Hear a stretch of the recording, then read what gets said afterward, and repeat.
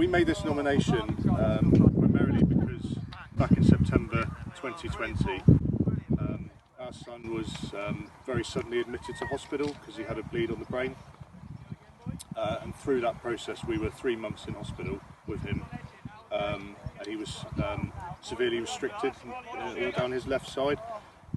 When we left hospital, he couldn't.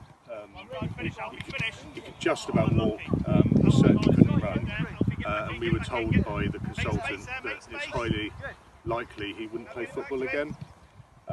Football was Alex's life and still is.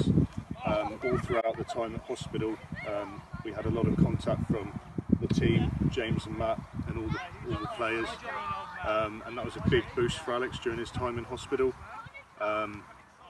And when we came out, we gave it a little time, and we slowly introduced Alex back into the team. The first training session back, Alex wouldn't get out of the car because he was obviously worried about how he would play compared to how he used to play. And Matt came up to the car, left James coaching the team, and basically spent the entire session with Alex one-to-one, just kind of coaching him back into the team. We felt it was important for Alex to remain part of the team purely because of his love for the game. He's such an enthusiastic boy. Football is everything to him, and before his accident he would put everything into football, you know, and he was always the first one here. He was doing everything he can to be as involved as he possibly could. You could see his love from football from the first day that we took him on, when we took him on when we became mini soccer, and then when we became the Chiefs. And then following his accident, we felt that we wanted to work really closely with Jenny and Chris, and bring him back in and develop him, and just work with him so he felt comfortable in this environment coming back into the team, and also being such a vital part to our team as he was before.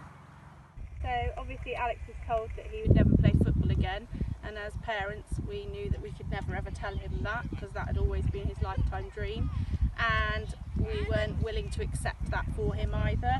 As parents, I think you always aim for the best for your children, and we were really lucky that James and Matt agreed with us and would do anything to help us get Alex back on the pitch. So his left leg was the thing that came back the quickest because of football. He was so determined to get back on the football pitch, and because he had the support of his coaches and the team.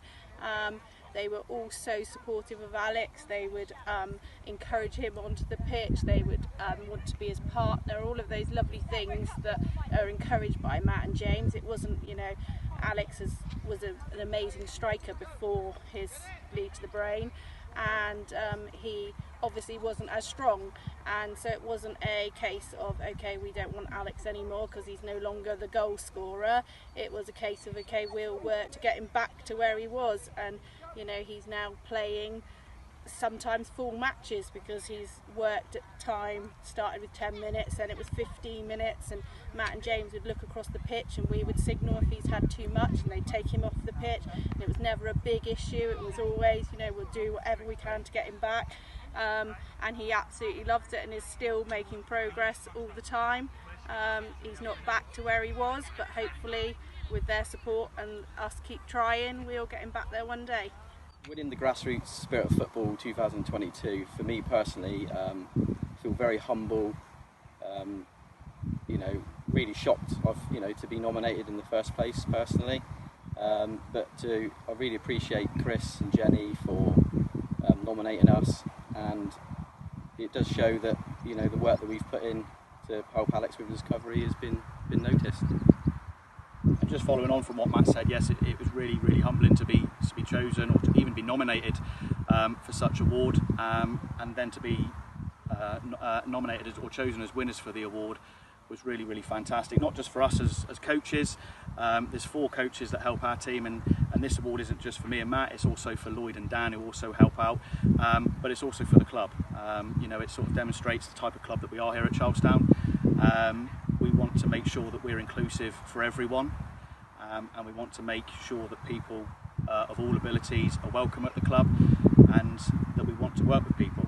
And I think it sort of goes to show that is the type of club that we are, and that's how we want to grow and continue moving forward as Charlestown Football Club.